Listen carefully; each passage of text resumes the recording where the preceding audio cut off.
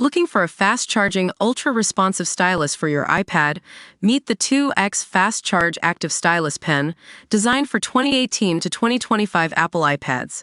Take your creativity and productivity to the next level. Click the link in the video description to shop now on Amazon. Welcome to TVZine. I'm your host today, and we're going to take you on a journey through the story of Curt Nimuendajú Unckel, a social scientist who lived with indigenous people for 40 years. Curt Nimuendajú was born in 1883 as German-born Karl Unckel, but after being baptized by the Guarani tribe in 1906, he adopted his new name. He dedicated his life to studying and understanding different cultures, living a life interlinked between the white world and the indigenous world. Nimuendajú was one of the first Western activists who tried to shed light on the brutal expulsions of indigenous people. Tania Anaya, the Brazilian-Peruvian director behind the feature film Nimuendajú, shares with us her experience of creating this powerful story. What brought you to animation in the first place? Well, I was studying at the School of Fine Arts at UFMG, and I didn't think much about animation apart from Disney and TV cartoons.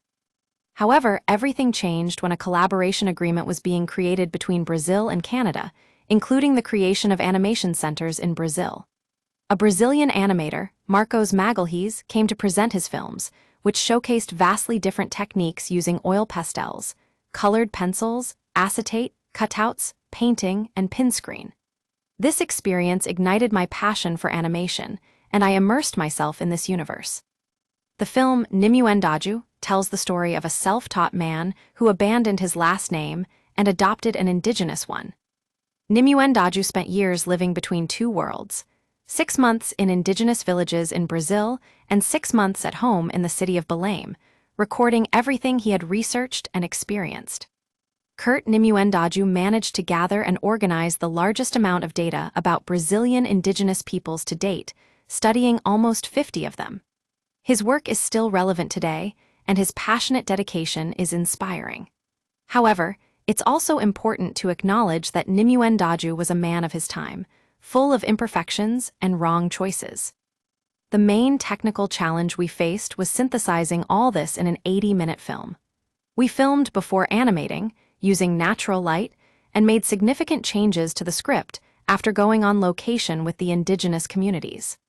The film's aesthetic is inspired by Austrian artist Egon Schiele, adding a stylized touch to the characters. The involvement of the indigenous communities had a strong impact on our team, bringing understanding that the script and storyboard did not cover. Filming in their villages revealed layers that we hadn't even thought of before, and it prepared us to animate from a new basis. Sharing Nimuendajú today is more relevant than ever. The film tackles complex issues beyond historical research, highlighting the ongoing fight for indigenous peoples' freedom. As minorities all over the world face threats of harassment and extermination, this story serves as a reminder that we need to be vigilant and take action. That's why we're here on TVZine today, sharing Curt Nimuendaju's powerful legacy with you.